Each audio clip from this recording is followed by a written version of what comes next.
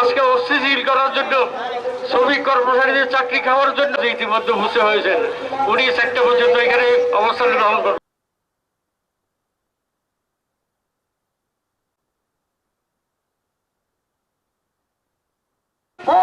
কেবলমাত্র ডুবাইয়ের প্রতিষ্ঠান না, এর কারিগরি সেটা বানানো যায়।